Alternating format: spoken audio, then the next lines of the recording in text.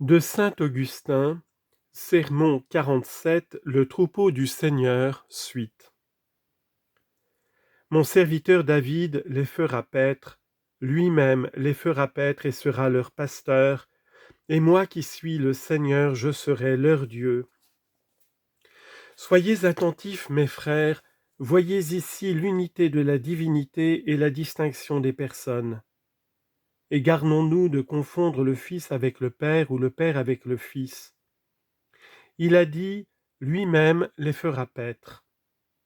Et il venait de dire, je les ferai paître moi-même. Il poursuit, et il sera leur pasteur.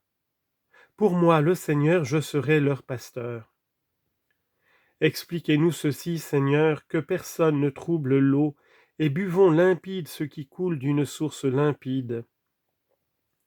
Que signifie cette espèce de partage? Il sera leur pasteur, pour moi je serai leur Dieu. Serait-il vraiment notre pasteur, et vous notre Dieu? Et pourquoi, Seigneur, ne seriez-vous pas au contraire notre pasteur, et lui notre Dieu? Écoute attentivement, écoute avec douceur afin de comprendre. Ecclésiastique 5.13. Peut-être y a-t-il ici quelque adversaire qui a bu à la coupe empoisonnée des hérétiques et qui se rit de moi quand je répète que le Père et le Fils ne forment qu'un seul Dieu. Et pourtant rit-il de tous ces milliers de frères qui n'avaient qu'une âme? Acte 4, 32. Cet homme me dit donc, Dieu l'enseigne expressément, mon serviteur David sera leur pasteur. Et dans ce David tu as vu, et il fallait voir, le Christ. Car ainsi que tu l'as remarqué, David était mort à l'époque de cette prophétie. Il est donc bien vrai que le Christ sera leur pasteur. Mais Dieu ajoute, et moi, le Seigneur, je serai leur Dieu. Conséquemment, l'un est pasteur et l'autre est Dieu. À son tour, explique-moi ces paroles. Je ferai paître. Qui disait, je ferai paître, c'est sans contredire Dieu lui-même. Mais en parlant ainsi, il n'ôtait point au Christ les fonctions de pasteur. Ainsi ne lui ôte-t-il point la divinité en disant « Je serai leur Dieu ». Le Christ est pasteur et le Père est pasteur, de même le Père est Dieu et le Christ est Dieu. Du Christ pasteur tu ne sépares pas le Père, ainsi de la divinité du Père ne sépare pas le Christ. Le Père partage avec le Fils la tendresse du pasteur, et le Fils possède avec le Père l'égalité de la nature divine. S'il ne parlait pas ainsi, tu confondrais le Père avec le Fils. Il s'agit donc ici de l'unité de la nature et de la distinction des personnes divines, et quand il dit « c'est lui qui fera paître, je serai leur Dieu », sans se séparer de son Fils et sans séparer son Fils de lui, il veut montrer que le Fils est un même Dieu avec le Père, et le Père un même pasteur avec le Fils. Moi, le Seigneur, je serai leur Dieu, et mon serviteur David, prince au milieu d'eux. Pourquoi au milieu d'eux? Parce que le Verbe s'est fait chair et il a demeuré parmi nous. Il est prince au milieu d'eux. De là sa qualité de médiateur entre Dieu et les hommes, car il est Dieu comme le Père et homme avec les hommes. Un médiateur ne peut être ni homme seulement, ni Dieu seulement. Il est médiateur. La divinité ne saurait être médiatrice sans l'humanité, ni l'humanité sans la divinité.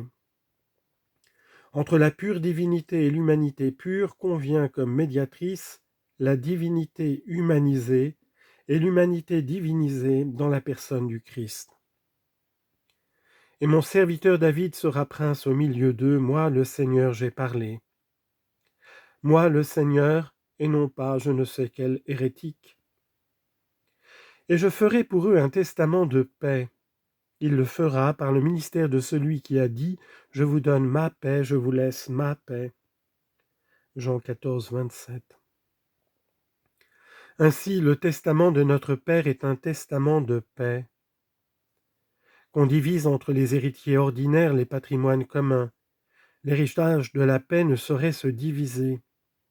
Or le Christ est notre paix. La paix réunit et ne divise pas. Aussi est-il dit, il est notre paix, et de deux il a fait un. Éphésiens 2, 14. Il s'agit ici du testament de Dieu, d'un héritage qui est la paix, qui soit donc possédé par tous d'un commun accord et non pas divisé par l'esprit de chicane. Et je ferai pour eux un testament de paix. Attention, hérétique, apprenez du pasteur que son testament est un testament de paix. Entrez dans cette paix. Courroucez-vous contre les empereurs chrétiens qui invalident les testaments qui se font dans vos familles. N'est-ce pas néanmoins un châtiment bien convenable? Et qu'est-ce que cette annulation de vos testaments? À quoi la comparer? C'est un avertissement et pas encore la condamnation. Dieu en effet a pris parti pour son testament de paix. Tu souffres si le tien est sans valeur dans ta famille.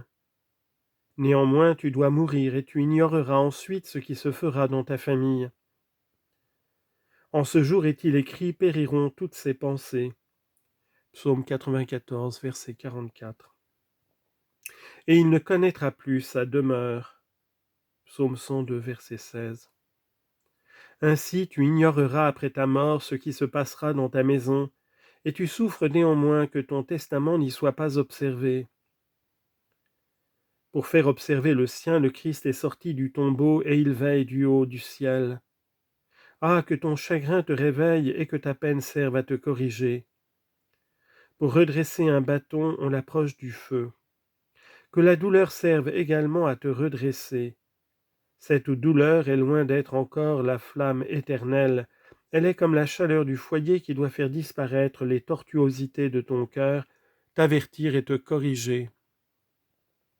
Ressens, et tu as raison, la douleur que ton testament n'ait aucune valeur dans ta propre maison. Mais la maison de Dieu, c'est ton cœur. Et si tu désires que ton testament soit observé dans ta demeure, pourquoi ne veux-tu pas respecter dans la maison de Dieu le testament divin? Que laisses-tu à tes enfants? Des pierres. Et si tu sais qu'ils se les partagent autrement que tu ne l'as voulu, tu en es peiné. Quel soin, quelle sollicitude pour une vile maison, pour un toit ruineux. Comme tu luttes de toutes tes forces contre une fièvre brûlante, contre la maladie qui t'accable, contre la mort qui te presse, exhalant avec peine tes dernières paroles pour achever ton testament. Combien tu consultes d'hommes de loi, à combien d'artifices tu as recours pour en assurer la validité, malgré la loi de l'empereur. Entends-tu Dieu te répondre? Pourquoi ces artifices, pourquoi ces formules trompeuses? Tu veux que l'on observe ton testament? Observe fidèlement le mien. Tu te plains que ton domaine passe à qui tu ne voulais pas? Que dois-je dire de l'héritage religieux que je laisse si étendu? Toutes les nations seront bénies dans ta postérité. Genèse 22, 18. Ainsi ai-je parlé à mon serviteur. Continue toujours, Dieu, et il a cru sans voir. Toi, tu vois et tu ne crois pas. Il a gardé mon testament après l'avoir reçu. Il est ouvert maintenant et tu le déchires. En effet, ce testament a été gardé après avoir été reçu, au lieu que pour l'ouvrir il fallait que les prédictions fussent accomplies. Il est donc parvenu jusqu'à toi dans toute son intégrité, et tu veux sûrement y conserver tes droits. Mais est-ce que ton cohéritier conteste avec toi et te dit « Prends pour toi cette part, je conserve celle-ci » ou bien « Prends la moindre, je réserve la plus grande » Il ne dit pas non plus « Divisons entre nous », mais « Possédons ensemble ». Telle est la volonté du testateur, ouvre et lis. Mais tu t'écris « Je l'ai empêché d'être brûlé, je l'ai gardé de peur qu'on le livrât aux flammes ». Ouvre-le et reconnais que tu as gardé de quoi te faire brûler. Je ne crois pas cependant que tu l'aies gardé quand tu te vois ne pas garder ce qu'il ordonne. Et je ferai pour eux un testament de paix. J'exterminerai de la terre les bêtes sauvages, les bêtes fauves, les ennemis du testament de paix. C'est d'elle qu'il est dit dans un psaume, épouvante la bête des roseaux. Psaume 67, verset 31. Que signifie la bête des roseaux? La bête ennemie de l'écriture sainte, écrite avec un roseau. J'exterminerai de la terre les bêtes cruelles, et on habitera le désert avec confiance. Que signifie ici le désert ou la solitude? L'intérieur de la conscience. La conscience est en effet une profonde solitude où nul homme ne saurait ni passer ni même pénétrer du regard. Habitons-y en espérance, puisque nous ne possédons pas encore la réalité, tout ce que nous avons au dehors flottant au souffle des tempêtes et des tentations du monde. Nous avons donc un désert intérieur, là interrogeons notre foi, examinons si nous avons la charité dans le cœur. Voyons si notre cœur parle autant que nos lèvres quand nous disons « Remettez-nous nos dettes comme nous remettons à nos débiteurs ». Matthieu 6, 12. Si nous parlons, si nous disons vrai, là où nul œil humain ne pénètre, c'est qu'il y a en nous un désert intérieur où nous reposons en paix, assurés que toutes les tribulations présentes passent, que l'espérance deviendra réalité et que tout notre être goûtera le repos. Nous nous verrons clairement alors, notre pensée ne sera plus comme une brebis qui se cache, ni notre conscience une solitude. Tous en effet se connaîtront et connaîtront leurs pensées, lorsque le Seigneur viendra, éclairera ce qui est caché dans les ténèbres, et que chacun recevra de Dieu sa louange. 1 Corinthiens 4, 5. Maintenant, au contraire, si tu vois deux hommes dans l'affliction, tu ne saurais voir leur cœur. Il est possible que l'un soit déchiré de remords et que l'autre repose dans sa conscience comme dans un désert tranquille.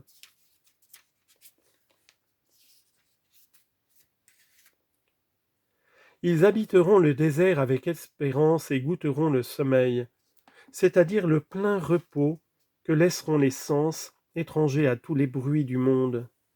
C'est là qu'ils reposeront près des ruisseaux. Il y a dans cette solitude intérieure comme des ruisseaux qu'alimente la mémoire, qui répandent comme une eau divine jaillissant de la science et de la méditation des Écritures.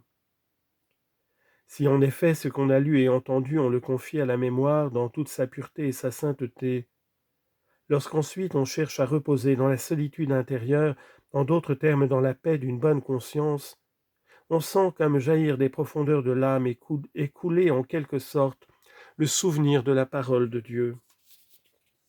Alors on goûte avec les autres fidèles le repos de l'espérance et l'on dit « C'est vrai, c'est bien, c'est mon espoir, c'est ce que Dieu m'a promis, Dieu ne ment pas, je suis en sûreté. » Cette sûreté est comme le sommeil, pris le long des ruisseaux, et ils dormiront près des ruisseaux.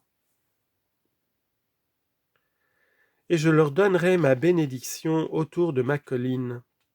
Qu'importe qu'il y ait ici montagne ou colline, pourvu que nous soyons bien autour. Colline désigne le Christ, car il est au milieu de nous et nous sommes autour de lui, puisqu'il a été dit précédemment, David sera prince au milieu d'eux.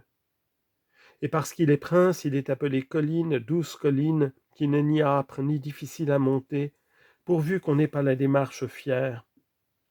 Et je leur donnerai ma bénédiction autour de ma colline, et je répandrai en son temps la pluie de la parole divine. Il y a une pluie dévastatrice, elle renverse la maison bâtie sur le sable, et tout ce que peut la maison construite sur la pierre, c'est de ne pas s'écrouler sous les coups. Matthieu chapitre 7, versets 21 à 27. Cette pluie est la tentation qui cherche à déraciner et non à arroser. Telle ne sera point la pluie que promet le Seigneur. Que dit-il en effet? Ce seront des pluies de bénédiction. Tu craignais au mot de pluie, mais cette pluie est bénédiction et non tentation. Considère aussi ce que produit cette pluie, et les arbres qui sont dans les campagnes porteront leurs fruits. Dans la campagne, dans une sorte de plaine, non sur les pentes ardues, avec un genre de vie facile. Il appelle campagne un genre de vie qui n'a rien d'ardu, de laborieux, de difficile, tel que la vie d'un grand nombre de fidèles dans l'Église de Dieu, où il possède une épouse, des enfants, des maisons. Ils sont comme des arbres dans la campagne, ils n'ont pu gravir aucune aspérité. Mais avec la pluie du ciel, ils porteront le fruit comme en voici. Romps ton pain pour celui qui a faim, et abrite dans ta demeure l'indigent sans asile. Isaïe 58, 7. C'est à ses fidèles que l'apôtre disait « Je ne cherche pas votre don, mais votre fruit ». Philippiens 4, 17. Et les arbres de la campagne porteront leurs fruits. Si ce fruit n'est pas de première qualité, il a pourtant son mérite. Et la terre, toute la terre sera féconde, et ils habiteront la terre qui est à eux. Ainsi il y aura fertilité dans les champs, sur les collines et sur les montagnes. Que peuvent par eux-mêmes soit les champs, soit les collines, soit les montagnes, qu'on ne voit ici que celui qui les cultive. Et ils habiteront dans leur terre avec espérance. Remarquez que c'est la promesse de ce qu'il nous donne maintenant. Tant qu'il parle d'espérance, je vois le temps présent. Car lorsque nous avons atteint ce qui nous est promis, ce ne sera plus l'espérance, mais la réalité.